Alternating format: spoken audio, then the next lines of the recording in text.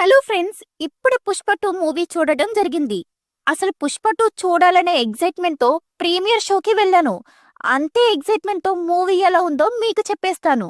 ఇక కథ విషయానికి వస్తే, శేషాచలం అడవుల్లో ఓ కూలిగా ప్రయాణం మొదలుపెట్టి ఎర్రచందన స్మగ్లింగ్ సిండికేట్ ను నడిపే నాయకుడుగా ఎదుగుతాడు పుష్పరాజ్. తన దారికి ఎవరు ఎదురొచ్చినా సరే తగ్గేదేలే అంటూ ఢీ కొట్టడమే అతడికి తెలుసు. డబ్బంటే లెక్కలేదు, పవర్ అంటే అస్సలు భయం లేదు. తన పేరుని ఓ బ్రాండ్ గా మార్చేశాడు. బన్వర్ సింగ్ షెకావత్ తో వైరం పెరిగి పెద్దదవుతుంది. మరోవైపు తన వ్యాపార సామ్రాజ్యాన్ని విదేశాలకి విస్తరించడంపై దృష్టి పెడతాడు. పుష్ప బయట ఫైర్ కానీ ఇంట్లో మాత్రం పెల్లం శ్రీవల్లి మాట జవదాటడు.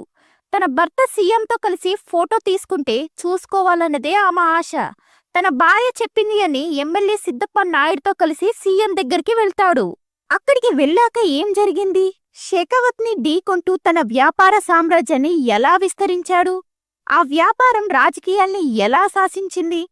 అసలు కేంద్ర మంత్రి వీరప్రతాప్ రెడ్డికి పుష్పకి సంబంధమేంటి? అది వైరంగా ఎలా మారింది అన్నది తెలియాలంటే సినిమా చూడాల్సిందే. ఫస్ట్ పార్ట్ తో పోలిస్తే డైరెక్టర్ సుకుమార్ పుష్ప వరల్డ్ ని స్టోరీ మేకింగ్ రేంజ్ ని పెంచాడు.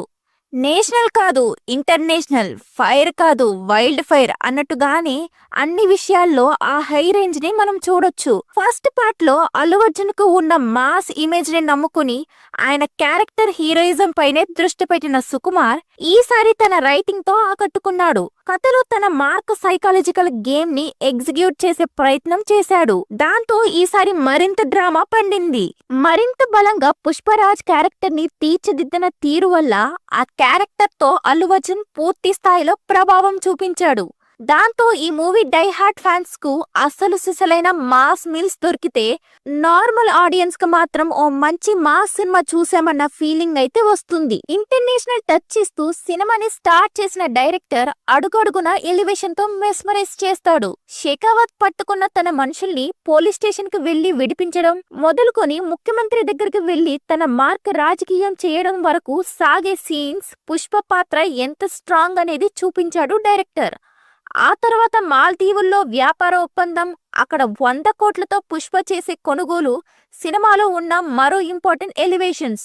ఇక పుష్ప షెకావత్ ఒకరికొకరు వేసే ఎత్తులు పైవెత్తులు అసలు సిసలైన డ్రామాని పండిస్తాయి. ఫస్ట్ హాఫ్ అంతా ఒక ఎత్తు అయితే ఇంటర్వెల్ బ్యాంగ్ మాత్రం వేరే లెవెల్ అని చెప్పొచ్చు. గూస్ పాంప్స్ అంతే. అలాగని పుష్ప ఓన్లీ వ్యాపారం చుట్టూనే సాగకుండా ఫ్యామిలీ నేపథ్యంలో జరిగే డ్రామా, తన భార్య శ్రీవల్లి మాట జవదాటని భర్తగా పుష్ప నడుచుకునే తీరు, వాళ్ళిద్దరి మధ్య ప్రేమ ఫీలింగ్ సీన్స్ ఎంటర్టైన్ చేస్తాయి. భార్య మాట వింటే ఎలా ఉంటుందనే విషయాన్ని కథలో లింక్ పెట్టిన తీరు ఆకట్టుకుంటుంది. ఇక సెకండ్ హాఫ్ లో గంగమ్మ జాతర ఎపిసోడ్ హైలైట్. అల్లు అర్జున్ చీర కట్టుకున్నప్పుడు థియేటర్ దద్దరిల్లిపోతుంది.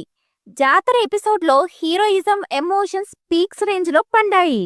ఈ సినిమా జాతర ఎపిసోడ్ లో అల్లు అర్జున్ యాక్టింగ్ చూసిన ఎవరైనా సరే ఇండియాలో అల్లు అర్జున్ మించిన యాక్టర్ లేడు అనే అంటారు. నువ్వు ఏ హీరో ఫ్యాన్ అయినా సరే greatest actor of all time అంటే అల్లు అర్జున్ పేరే చెప్పాలి అనేలా చేశాడు ఆ పర్ఫార్మెన్స్. మరి సినిమాలో మైనస్ లేవి లేవా అంటే, 3 గంటల లెంతున్న ఈ సినిమాలో ఫస్ట్ హాఫ్ సాగదీసినట్టుగా అనిపించింది. ముఖ్యంగా శ్రీవల్లితో కొన్ని సీన్స్ మరీ ఓవర్ అయినట్టు అనిపించింది. వాటిని ట్రిమ్ చేయొచ్చని నా ఫీలింగ్. ఫస్ట్ హాఫ్ లో వచ్చే ఫైట్స్ కి స్టోరీకి అసలు సంబంధమేమీ ఉండదు. సెకండ్ హాఫ్ లో షెకావత్ కి పుష్ప ఓ బాక్స్ లో ఫ్లవర్ పంపించడం, ఆ తర్వాత ఇద్దరి మధ్య జరిగే ఎపిసోడ్స్ వృధా. ఫస్ట్ పార్ట్ లో లాగానే ఇందులో కూడా బలమైన విలనిజం కనిపించలేదు. షెకావత్ పాత్రని పరిచయం చేయడంలో ఉన్నంత బిల్డప్ దాన్ని ఎగ్జిక్యూట్ చేసినట్టు అనిపించలేదు.